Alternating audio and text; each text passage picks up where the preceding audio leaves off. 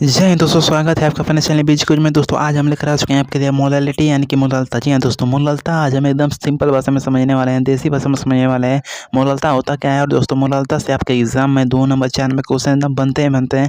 चाहे वो आपसे प्रश्न के थ्रू पूछे, चाहे आपकी परिभाषा से पूछे, एकदम पूछता है 110% एकदम क्लियर है कि आपके एग्जाम में आएगा। तो दोस्तों बहुत ही इंपॉर्टेंट वीडियो होने वाला है।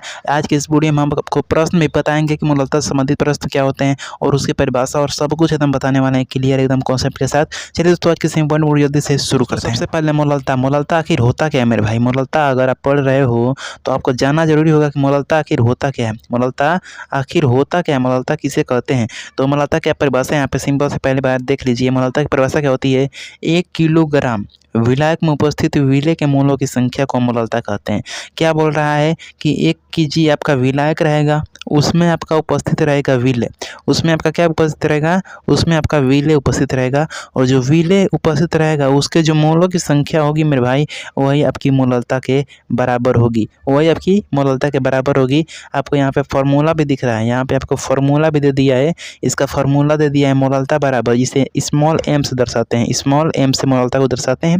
इसका फॉर्मूला दे दिया है कि विलेय के मोलों की संख्या, ऊपर विलेय के मोलों की संख्या रहेगा क्योंकि यह 1 केजी विलायक में है। क्योंकि यह 1 केजी विलायक में, कितने केजी में, तो 1 केजी विलायक में है। यह 1 केजी विलायक में है, इसलिए यह नीचे है विलायक का द्रव्यमान और विलेय के मोलों की संख्या उसमें है, इसलिए वह ऊपर है। और दोस्तों विलेय के मोलों की संख्या को हम NB से दर्शाते हैं। N का मतलब यहाँ पे संख्या है, N का मतलब क्या है, संख्या है मेरे भाई। और B का मतलब है विलेय, V मतलब होता है विलेय। और अगर वो कहीं पे आपको NA दिख जाए तो आप समझ जाइएगा कि A मतलब होता है विलायक और इसकी संख्या, मोलों की संख्या। तो विलायक के मोलों की संख्या Na होगा, NB है तो विलेय के मोलों की संख्या है। अब बात आती है कि विलायक का द्रव्यमान क्या है। विलायक का द्रव्यमान, तो विलायक का द्रव्यमान यानी कि W का मतलब होता है वेट मतलब क्या होता है, द्रव्यमान होता है। और A मैंने अभी बताया कि ये क्या होता है, विलायक होता है। तो विलायक का द्रव्यमान नीचे रहेगा, किस में रहेगा, तो यहाँ पे आप लिख लीजिएगा केजी में रहेगा। किस में रहेगा, तो केजी में रहेगा। ये दोस्तों पूरा आपका सूत्र होता है कि यही आपका सूत्र होता है, इसी से क्वेश्चन लगते हैं। बहुत ही इंपॉर्टेंट है ये दोस्तों सूत्र, आप इसको याद कर लीजिए, एकदम दिमाग में आप रख लीजिए कि मोललता बराबर क्या होता है, विलेय के मोलों की संख्या और विलायक का द्रव्यमान केजी में, जिससे NB से क्या दर्शाते हैं, विलेय के मोलों को, और W से दर्शाते हैं हम विलायक क्या, द्रव्यमान को। दोस्तों उसके बाद हम चलते हैं इंपॉर्टेंट टॉपिक पर, जिसमें दोस्तों अगर आपको दे दे मोललता निकालने के लिए तो आपको किस किस चीज़ की जरूरत पड़ेगी जिससे आप मोललता निकालेंगे। तो दोस्तों सबसे पहली बात करेंगे मोलों की संख्या की। मोलों की संख्या की दोस्तों मोललता निकालने के लिए सिंपल सी बात है, आपको सबसे पहले मोलों की संख्या यहाँ पे निकालनी होगी।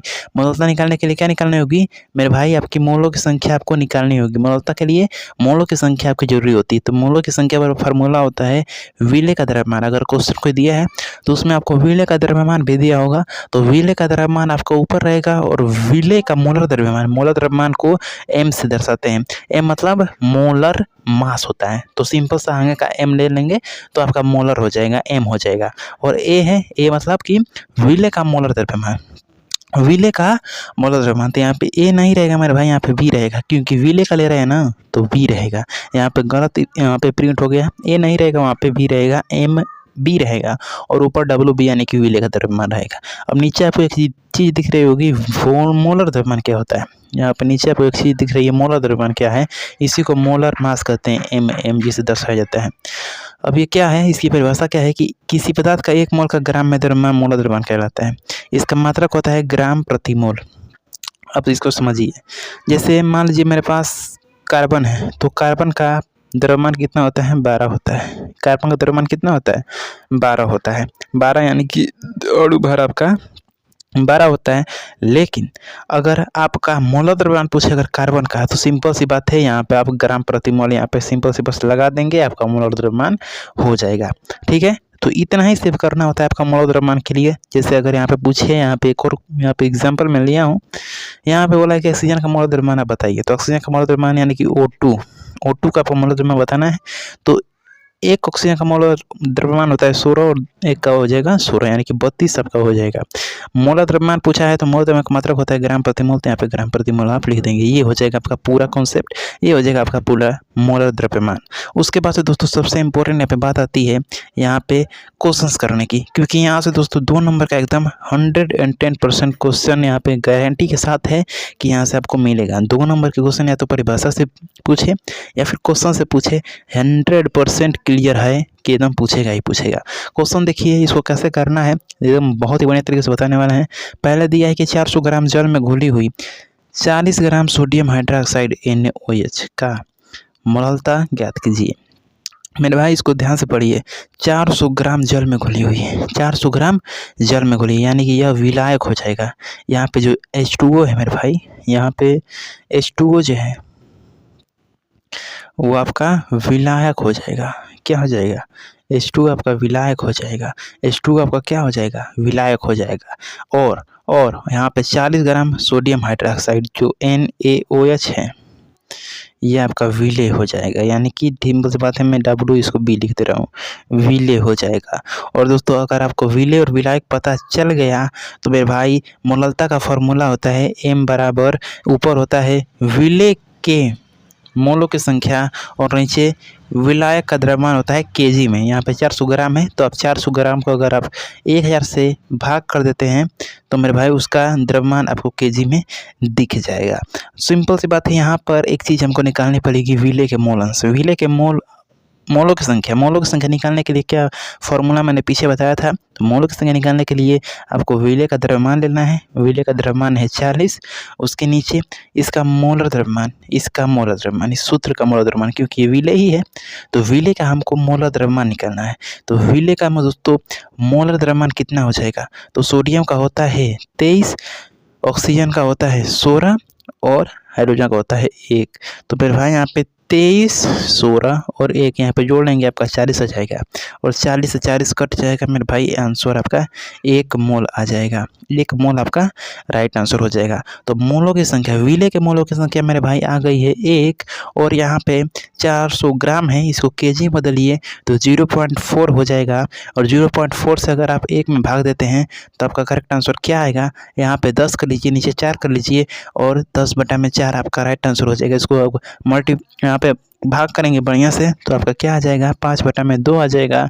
इसको अच्छे से और भी करेंगे तो 2.5 आपका करेक्ट आंसर हो जाएगा, M हो जाएगा, यह आपकी मोललता हो जाएगी। तो दोस्तों ये होता है पूरा क्लियर आपको करने का। दूसरा क्वेश्चन भी मैंने लिया है। दूसरा क्वेश्चन क्या पूछ रहा है यहाँ पे? दूसरा क्वेश्चन भी इंपॉर्टेंट है मेरे भाई, दूसरा क्वेश्चन भी यहाँ पे इंपॉर्टेंट है। हर एक क्वेश्चन यहाँ से इंपॉर्टेंट होता है।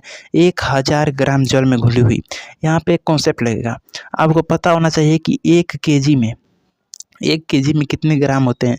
तो 1 केजी में 1000 ग्राम होता है। मुझको यहाँ पे दे दिया 1000 ग्राम, यानी कि मुझको 1 केजी दे दिया है।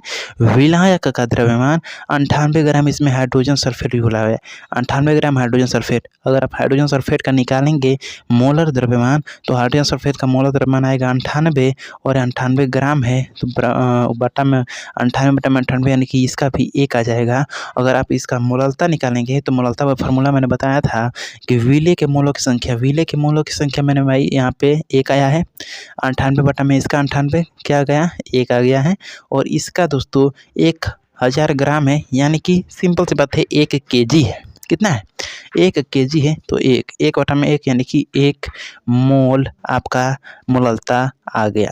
दोस्तों ये होता है पूरा फॉर्मेट। मुझे आशा है कि आपको ये वीडियो बहुत अच्छे तरीके से समझ में आया होगा। अगर वीडियो पसंद आई तो वीडियो को लाइक जरूर कीजिएगा। मोललता से संबंधित दोस्तों क्वेश्चन एग्जाम में आते हैं, इसलिए मैंने इस टॉपिक को बहुत ही इंपॉर्टेंट और बढ़िया तरीके से समझाया है। आशा करते हैं बहुत ही तरीके से आपको बढ़िया से समझ में आया होगा। चलिए मिलते हैं आपसे नेक्स्ट वीडियो में बहुत ही इंपॉर्टेंट टॉपिक के साथ। तब तक के लिए जय हिंद, जय भारत।